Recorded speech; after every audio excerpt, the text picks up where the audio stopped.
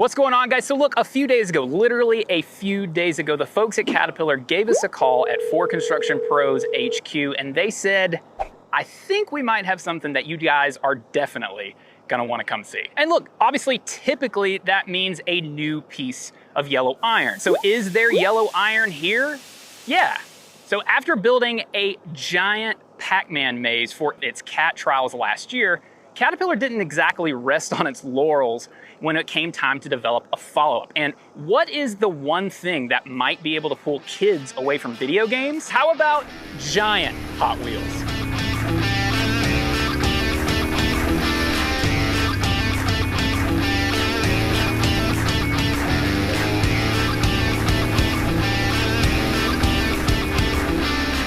All right, now right off the bat, here at the top, if you haven't already seen Cat's incredible Trial 11 video, full of awesome Hot Wheels inspired stunts, go check it out right now. If you've already seen it, let's go ahead and get into the nuts and bolts of how and why this whole thing came together.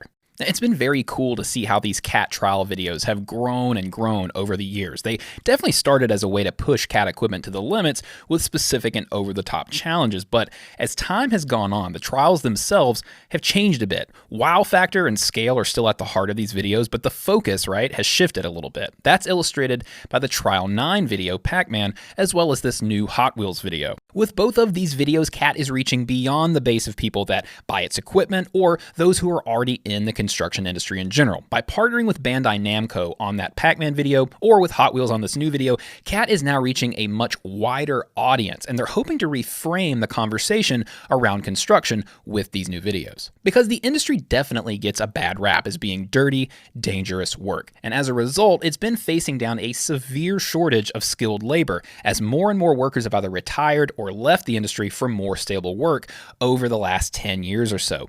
And in the meantime, there hasn't really been enough young blood injected into the industry to fill those gaps that these skilled workers have left. But as the Pac-Man video, this new Hot Wheels video, and all of the work that goes into making these videos possible illustrate, it's also work that requires a lot of imagination. Concocting a crazy track in your head and then building it and seeing the car successfully navigate a big jump, those are the things that keep kids coming back to their car collections time and time again.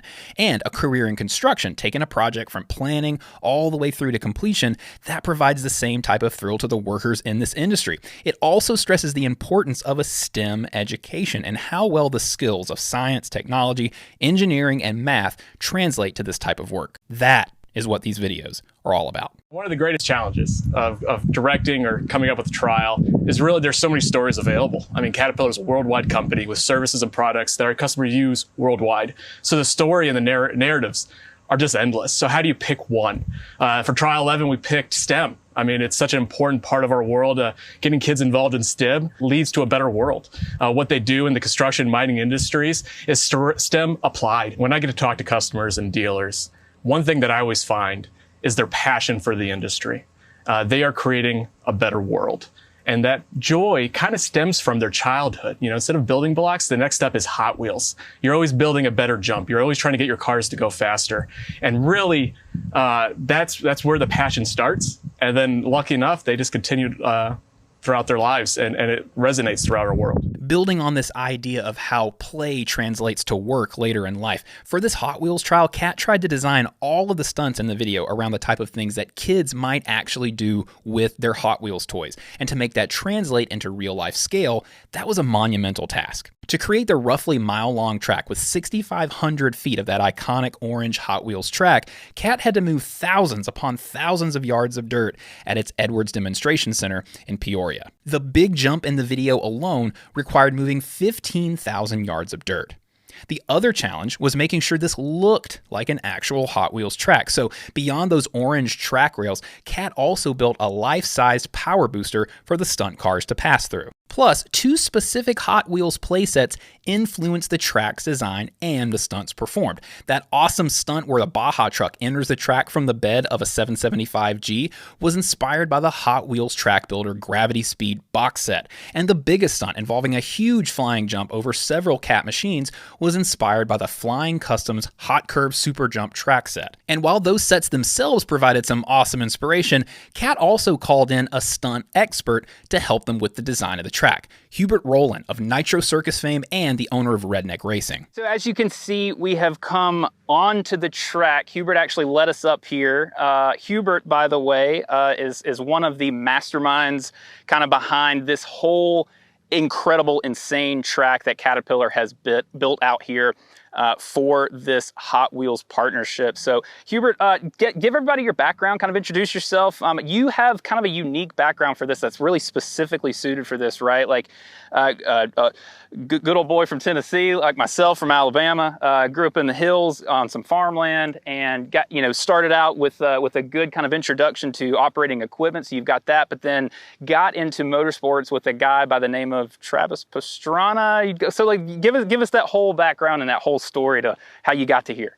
So in short, I'm Hubert Rowland, also known as everyone's favorite redneck from Nitro Circus. I'm stunt builder, mechanic, personality, kind of just a go-to guy for getting things done. As you said, I grew up in the South, grew up on farms, running my own equipment, running around farms, raced motocross for years, so I built all my own stuff.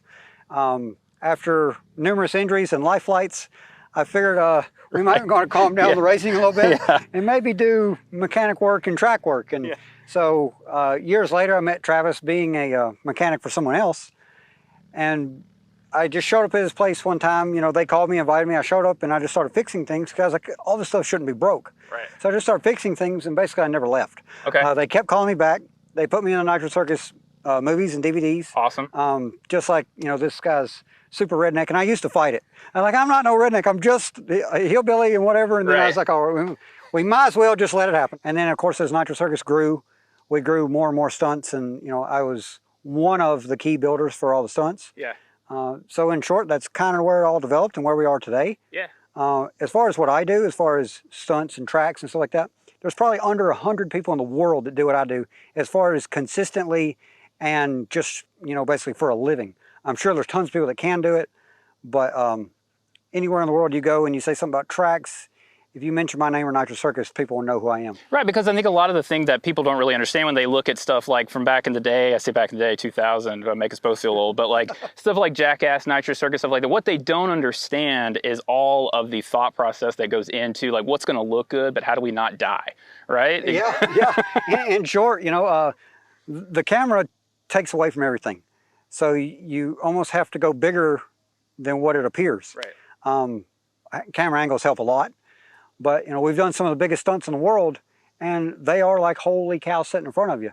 And then it's like figuring out how to make that holy cow come through the camera. Being kind of like a mastermind behind these things, having that unique background, kind of being here, getting that call like, hey, we want your expertise, we want you to kind of come in here. Now, I understand that we're kind of standing on top of what it might be your favorite feature of the whole track. Kind of tell us a little bit about where we're actually at in the track right now.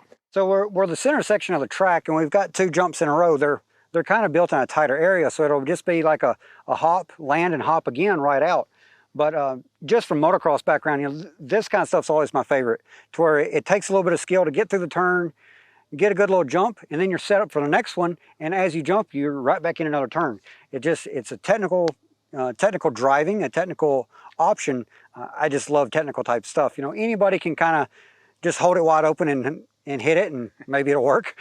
Right. But it takes a driver to really get through these kind of sections, very technical stuff. Well, and it gives them more to work with too, right? Oh, like they don't want a boring track to drive. They're going to be a lot more entertaining and fun to watch if they've actually got technical stuff to work with. But Hubert wasn't the only expert that Cat leaned on for designing this track. Of course, they needed the input from the stunt driver who would make the big jump for this video. That was Greg Tracy in this case. And they also brought in a GPS designer to actually create the digital design plans that would be plugged into all the Cat equipment that moved all of that dirt. One of the biggest things I noticed was utilizing the 3D technology. All of us operators had our own machines we were running, and that technology was on board almost every machine. So everybody knew exactly where the placement of the material needed to be. So just in regards of the jump, we had to move about 15,000 yards of dirt to create that jump. And we had a handful of guys on dozers putting that in. So it was nice to be able to have the ability to not have anybody working on the ground to stake out exactly where the ramp was supposed to go or the landing ramp was supposed to go. We had all that on board. And then also everybody else was working on other facets of the track They knew exactly where that material needed to be placed, and the elevations and the grades, and everything was exact. So at the end of the day, it cut down on a lot of communication. We all just got in our machines and went to work, and there was no questions because it was all on our onboard technology, and we knew what the end result even needed to look like by looking at the screen in the machine. But CAT also put its 3D machine control technology to use with the installation of that 6,500 feet of Hot Wheels orange railing that the track consists of. The crew used the ripper on a D8 dozer to cut a 15-inch trench for all of those lengths of rail to be placed in. All of the railing was in the GPS design as well. So we imported that design in one of our D8 track type tractors. And we used a ripper shank to plow in. I use the term plow in, but we used it to cut a depth of about 15 inches to drop the rails in the ground. And we could follow that GPS design to make sure the track was exactly true to what it should be, and the depth of the rail was exactly what it should be as well. I know that kind of coming in, you said that, you know, traditionally you have been very much like your technology was a stick and a butt and a seat, right? Yeah. So like, but you've been kind of a little bit converted here, maybe a little bit on the CAT 3D stuff, right? So like, what was that experience like? And like, is that something that you're planning on, you know, taking into your work in the future? It was definitely like eye-opening to, you know, draw jumps and draw a course on like Google SketchUp. Yeah. And then give it to them, and then they put it into basically a CAD program that they load into the equipment. Huge advantages to that. You still have to be an operator. You still have to get it close, because like you can, it's like say build this jump, like you can have too much dirt here and you can get it semi-close, but if it still needs 6 inches cutting, you hit the button, right. It only knows go down. That's right. And it's not going to do it. So you gotta have to get it close, but if you get it close, you can hit it, and it's going to do it every time. Right. And that's the thing. I think a lot of guys get it in their head that it's just like, you know, you push the stick forward. But no, there's definitely a lot more to it. It augments an already talented operator. There's skill, and then there's it to refine that skill. Right. And make you extremely consistent. I mean, like myself, I could grade a flat floor. It's going to take a while. Right. It's all off a feel. It's high spots, low spots. Yeah. Where that thing, you hit auto, it's going to go to what it knows GPS-wise, and it's going to stay there. Yeah. So it speeds up the process. As far as jumps, we've always just tape measure, stick, strings, and a little bit of marking paint. That's right. Yeah. And there are times you build a jump, and you know, you dump a load of dirt, and you're like, well, that's where the stake was, and then we're done, and it's like, yeah, it needs to come over this way about 5 foot. You got off track a little bit. It is what it is, but after using it on here, I could definitely see the advantage. Yeah. And numerous biggest advantage is it's keeping everything where it always should be. Right. You know, the big jump up there, that's a lot of dirt to move. Yeah. And I've built landings and get them eyed up and it looked good, and then we start pulling measurements and stuff like that, and it's there. Yeah. But then the cameras will say, oh, well, we want the jump to angle like 15 degrees that way. I'm like, well, I can't pick it up and move it. Right. Like exactly. we're talking a couple of hours of rotating. Yeah. And you know, that's not anybody's fault. You probably had a time frame coming in here, what this was going to involve. And so did that kind of get, you know, kind of placed to the other side pretty much? Well, it definitely made it, you know, a lot easier. Moving all that dirt and sculpting the track required a crew of 8 machine operators that worked 12-hour days for 6 days straight. But even before that could be done, there were 3 full weeks of site prep. Now, the other really interesting aspect of this project is that to pull it off, CAT had to employ just about its entire fleet of heavy equipment. Medium-sized wheel loaders like the 962 and 972 were used alongside CAT excavators like the 395. Motor graders were used for some of the finish grading, and CAT used nearly its entire lineup of dozers to do different elements on the track, the D3 all the way through the D11. But you can't make a giant Hot Wheels track without the wheels, so Hot Wheels lent Caterpillar 8 life-sized cars from their Legends garage for use in the video. So with the track in place, it was time to do some stunts, and to perform those stunts, CAT called in the big guns, 2 veteran stunt drivers from Team Hot Wheels. Now, as we mentioned before, performing that giant 140-foot jump over CAT equipment with a Baja truck was Greg Tracy, whose work you've seen in films such as The Fast and the Furious, The Avengers, Black Panther, and Talladega Nights. Also on Greg's resume is an incredible 7-story high Hot Wheels double loop stunt that he performed at the X Games. Joining Greg for Trial 11 was fellow Hollywood stunt driver Tanner Faust. Like Greg, Tanner's IMDb page is pretty long with credits in films like Ford vs. Ferrari, Fast and the Furious, the Bourne movies, and The Dukes of Hazzard. One of the things you mentioned too, you mentioned kind of like scheduling and working over in Europe. Now, one of the, and I don't know if this is part of that, if that's what you're doing over there, but I do know that you've done quite a lot of stunt work and actually movie production work in the movie industry. So talk to us a little bit about that. What have we seen you in? Well, my 3 jobs have always been racing, hosting TV shows, and then stunt driving in films. And I've been super lucky. My first movie was Dukes of Hazzard, 2005. Jessica Simpson was in it, Johnny Knoxville. And it was I grew up watching Dukes of Hazzard. Okay. You know, I grew up watching that thing rip rooster tails through Hazard County. Right. So getting to drive the General Lee for part of that movie, and then part of the movie I was Billy Prickett, who was the bad guy, was just a dream come true. That was my first exposure to it. And since then, I've gotten to do, you know, Fast and Furious and some Marvel movies and just a bunch of fun stuff, and really live out dreams in movies and get to act with driving and crash on purpose, which is fun. And it's just been a whirlwind. So I love doing the movies. Sometimes they can be pretty time consuming, but they, at the same time, you get to live out this dream that otherwise you'd never get a chance to do. When you're planning stunts for something like this, or trying to work out how you're actually going to pull something off versus doing something, obviously I feel like the choreography, the time and the effort, it's got to be done in a certain amount of time on a movie set. But how else would they differ between those two things? Are they pretty similar in some respects and very different in others, or? For stunts and choreography? Yeah. I've been on productions where the goal was to get, 9 or 10 setups done before lunch, and then some where you have one setup that you are doing over the whole day. Wow. And so it all depends on how they schedule it out. And but the fun ones for me, sometimes they aren't the big budget movies. Yeah. The Hobbs and Shaws and things like that. There are some driving bits that are fun. Love to be involved in that, but they have the money just to crash everything too. Right. So then, if everything ends in a fiery crash, it's not that fun. Right. For me, I like the technical driving. Yeah, right, yeah. And pulling it off. Yeah, and exactly. And so sometimes it's the lower budget films where you really have to act with the driving, and the character that you see from the guy talking on screen needs to actually be consistent with how he drives. Yeah. And I like that challenge, and probably one of the more challenging ones of that was Tokyo Drift. The third Fast and Furious wasn't a big budget movie relative to current ones. They not didn't now. Have, right. Not according to, not compared to now. Exactly. And I was the good guy for that one. A friend of mine and also a friend of Greg Tracy's was Reese Millen. He was the bad guy. And actually it was the other way around. I was the bad guy and he was the good guy. So the bad guy had the good car. Right. Rare. This was a sweet deal. Right. So I had the easy driving. My guy was always good. And he's smooth and all that kind of stuff, which is easier to do than his guy was learning along the way. Right. So crashing on purpose and making it look sloppy but still being safe. Yeah. And then getting better and better and better. And I've had characters like that too, where you've had to really change your driving style as the movie goes on.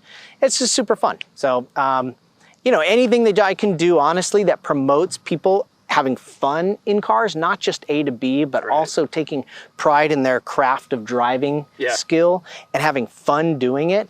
And the mobility factor of it is something that, is undeniably an amazing thing. So I love to promote anything that sheds light on that stuff. And the reason CAT brought in legit Hollywood stunt drivers is that this was a legit Hollywood level production. Believe me, I was there. I saw all of the incredible equipment, the giant drones, the crane cars, everything that this 65-person production crew used in the 4-day shoot that took place around Trial 11. Executing productions like the Trial is a lot of fun, mainly because our stars are our products and services, but also they're great filmmaking tools. I mean, not every production can you move thousands of yards of material just like that. The one aspect of Trial 11 that we wanted to get perfect was the jump.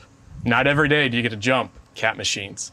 And so luckily we have the greatest demonstrating instructors, the greatest machines, and we brought in Hubert, who does this every day. He creates jumps for us. We brought in the greatest team, and made sure that it was just perfect for our stunt driver. Again, if you haven't checked out this video yet, what are you waiting for? Now, the end result of all this hard work, the design, and the incredible stunt driving is a really big action-filled love letter to work and play, to dirt and imagination. And honestly, it's something that the construction industry needs a lot more of, because it shows that construction is not just about grit and long hours. It's also work full of big ideas, dreams, and the joy of bringing those things to life. So like coming from that background, and you obviously, and we've kind of talked about this off camera too, but like having that kind of that STEM-based background where very early on, you could get your hands on construction equipment. You were encouraged to build. I'm sure you played with Hot Wheels like the rest of us when you were a kid. And so getting to come in here and kind of live out like that thing that you were having to do in your brain as a kid. Talk about how cool that is, but also how important it is to give kids those opportunities. Yeah, I mean, like growing up, we had just enough to get by. And we had like a little basket of Hot Wheels cars, all different kinds. And for one Christmas, we actually got a piece of track. And we actually got 2 pieces of track, so we put them together. They were expensive back in the day, man. Yeah. Yeah. But we'd clamp them on the counter and make our loops and our jumps and, just change the variations. And it is wild to take that as a kid, and then here we are years later, basically making it the life-size real deal. Right. I really push for them to bring the loop here, because they have done it. That's right. But I think that was out of the budget, and maybe it's a little bit dangerous. It's technically possible. The thing to kind of keep in mind is that when it comes to physics and dirt, pretty much what you can accomplish on that miniature scale can probably be handled in real life. It's all possible. It just takes, on our case, it was a lot of trial and error. Yeah, yeah. We didn't have rocket scientists and stuff like that to call in. Of course, now with the way the internet is and stuff like that, I've actually got a jump calculator on my phone for jumping cars. It's relatively simple, and it's not exact, but it gives you a baseline of, all right, this degree, this height, this weight of a vehicle, this mile an hour, it should fly this far. Right. Now, I know that from just experience of building numerous jumps over the years. Not everybody has that. Right. So as a dry run, I don't really encourage it whatsoever. Right. But it can happen. One of the things, obviously we're really focusing on here is how you guys pulled this crazy thing off. That it's one thing to have the opportunity to kind of come in and having to pinch yourself about like, oh, cool, I get to go do this in real life. But like to any of the kids or God, I mean, not even kids, but 15, 16, 18, 25-year-old that are out there, either like, what career do I choose? Or like, golly, I hate my job. Maybe I should get into something a little bit more fun. Like, what do you have to kind of say to them along those lines of kind of like what we were talking about earlier with anything pretty much with dirt and physics being possible? Well, like I look at it as a kid, like I always had a dream or a goal. I always loved off-road stuff, and it always stayed in my head.